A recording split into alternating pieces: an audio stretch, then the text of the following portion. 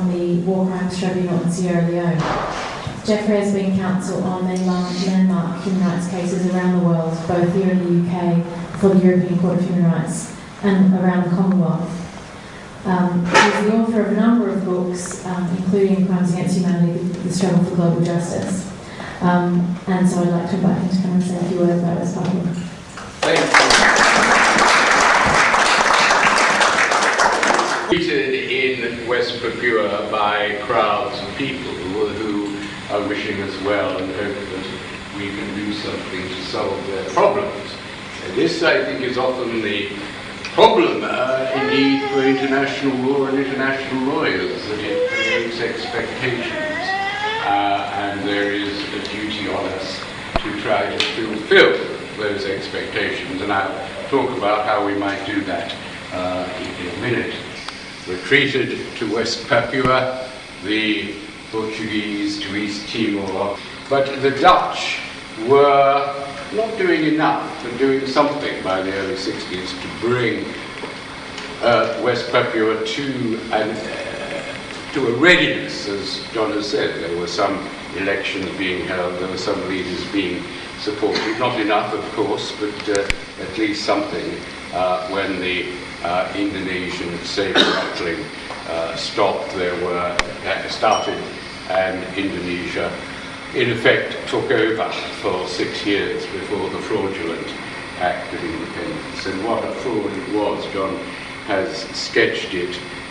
There is no way, I don't think any court in the world, looking at the historical evidence, could accept that that act complied with the United Nations principles. You've got to remember, as those of us who are lawyers know, that international law works against the background. The Declaration on the Granting of Independence to Colonial Countries and Peoples, that was a General Assembly resolution which said the subjection of peoples to alien subjugation, domination and exploitation constitutes a denial of fundamental rights, is contrary to the Charter of the UN, and is an impediment to world peace and cooperation.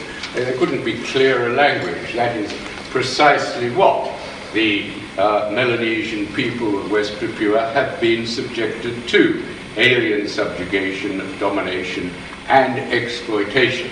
Exploitation perhaps by American companies like Freeport, but via contracts that profit Indonesian generals and politicians. The rule, of course, the great principle of self-determination is that all peoples have the right of self-determination. By virtue of that right, they freely determine their political status and freely pursue their economic, social and cultural development. That right, if it has any meaning, has been denied to the people of West Papua.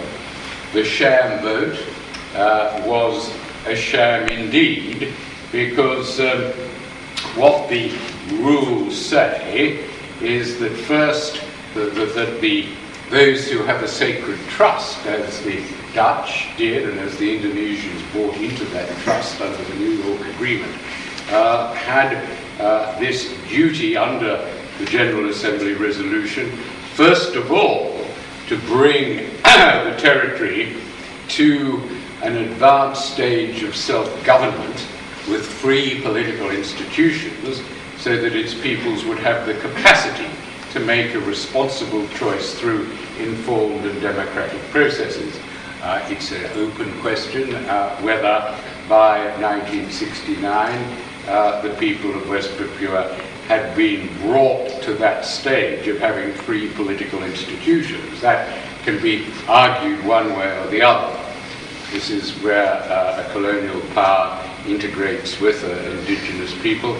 Should be the result of the freely expressed wishes of the territory's people, acting with full knowledge of the change in their status, their wishes having been expressed through informed and democratic processes, impartially conducted and based on universal adult suffrage. And there is no way that taking just over 1,000 men, frightening them, having them subjected to threats, and then asking them to cast a vote as a kind of representative of the people of West Papua can live up to that General Assembly condition. In fact, the giveaway, surely, is that the vote was unanimous. And it's always corruption when votes of that kind are unanimous. So there is no court in the world that would, I think, uphold the act of free choice as any other than a fraud. So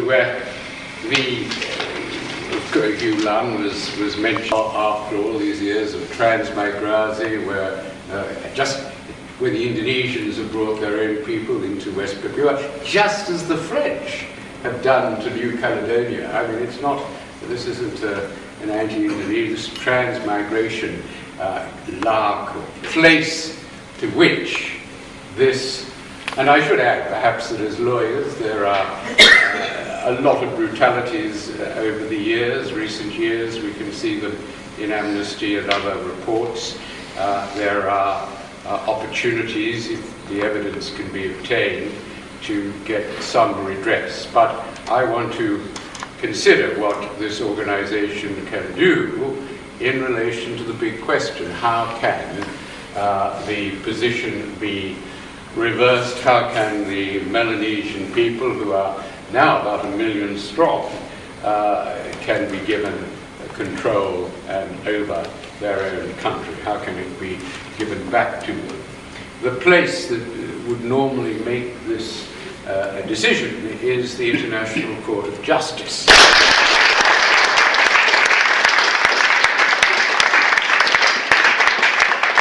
We've had some really thought-provoking comments, and I think the rights of Indigenous people, the rights are now, I think it's time that perhaps people circulated and had the opportunity to perhaps have a closer conversation with Benny and our two speakers.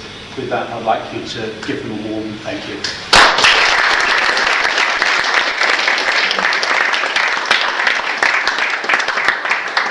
When people, they cry, last 48 years, nobody hear their voice. So I put the bones of West Papuan people in two bags. So this is a bone already covered up by Indonesia, but now through the international lawyer for West Papua, we're launching a UK chapter. That means the bone will take care of this room and go throughout the world. So I want to give these two bags. Inside they contain the message, the crying of people of West Papua to both of you and Robert and both of you.